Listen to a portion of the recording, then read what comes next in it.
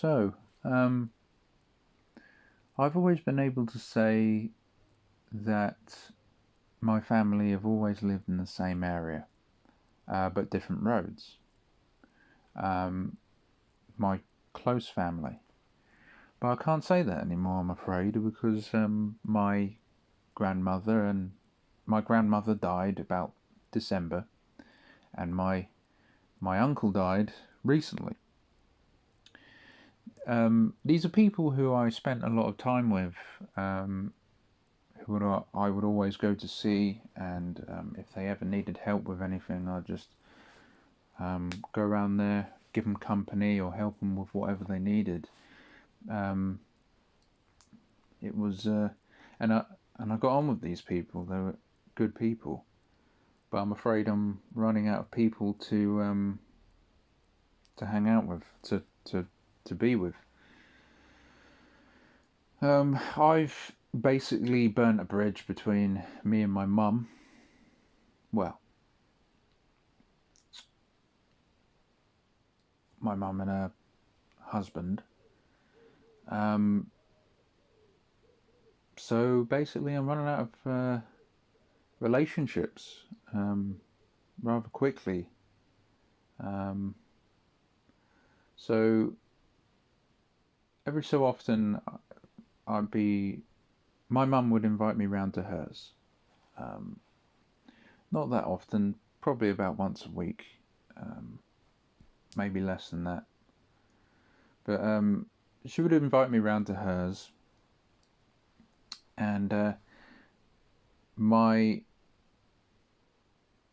stepfather is he's a dick. He's a wanker, basically. He's loud-mouthed, like my opinion goes. My opinion is the only opinion. Okay.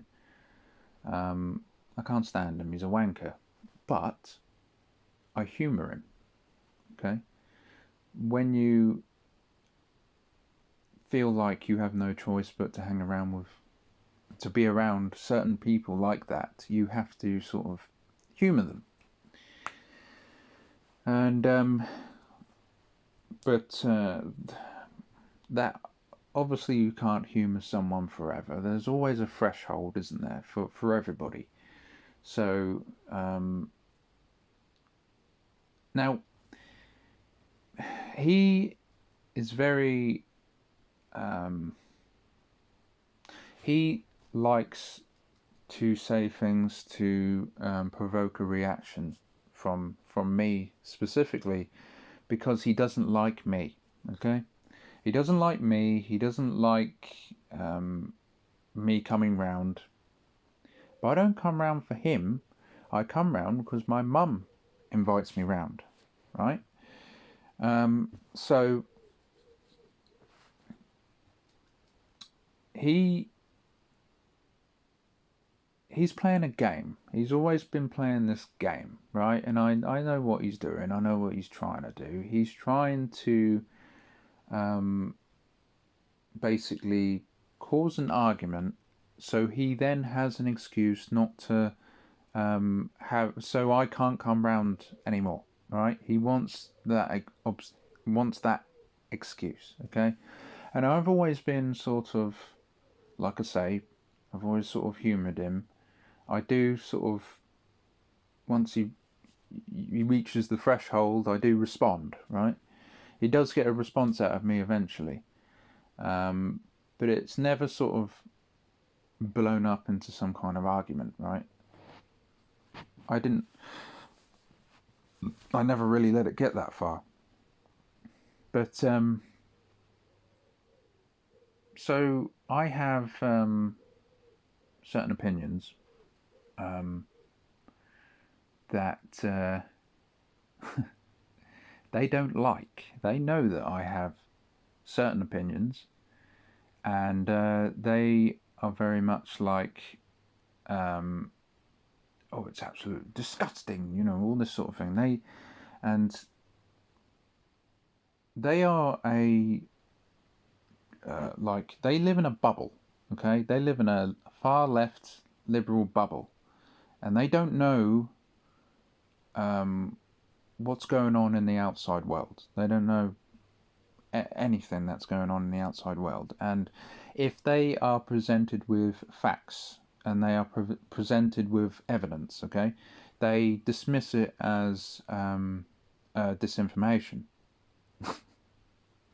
So whatever, to me, I just think, fuck it, I'm not gonna I'm not gonna, talk about politics with anybody who gives a shit, For some reason, some people just get really upset and offended over certain opinions, and these two people are the kinds of people who are very much like that. Now, uh,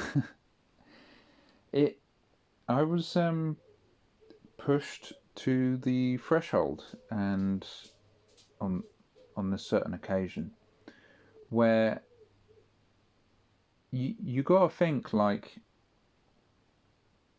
if there are people, if there's someone who is very who causes negativity in your life, who is a source of drama, who is a source of whatever, then cut them out, isn't it? Life's too short to be wasting your time with dickheads, isn't it? And so it all has basically come to a head, right?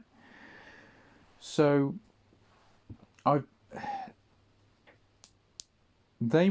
was round, and they were watching the news. Obviously, it was the BBC. It wouldn't be anything other than that, right? And so, a certain stabbing had taken place in a certain place. Anyway, I don't watch the news. I don't follow anything. I didn't even know about this stabbing, and I sat down, and he was there, and he's looking for some kind of something, because he's constantly saying stuff to provoke me. So I thought, I'm going to do the same. I'm going to provoke him. So I said, the person who probably stabbed those people, went out and stabbed those people, it's probably not of the English ethnicity, let's be honest. That's probably a safe assumption to make, okay? Later on, it turned out I was completely right, obviously.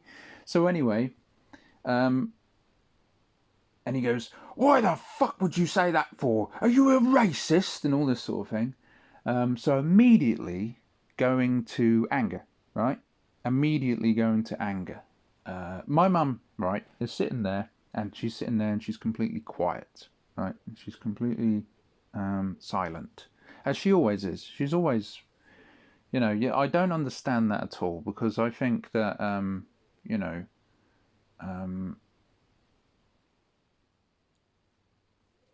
mean, your children should come first, but obviously not in this case.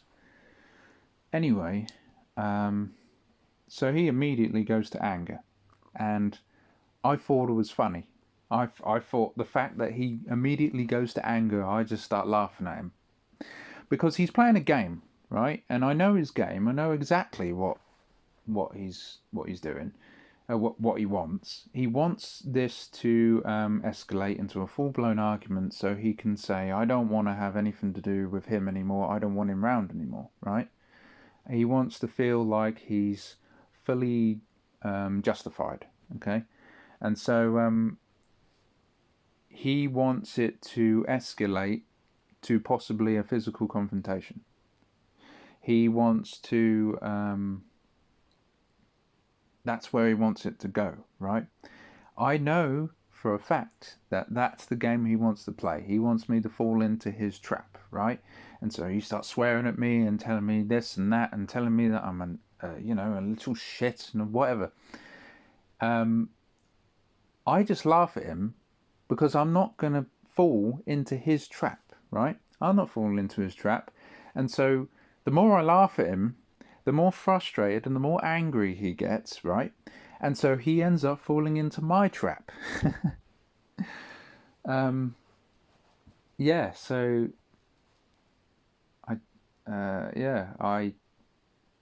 he's the one who lost his temper. So that's how I see it.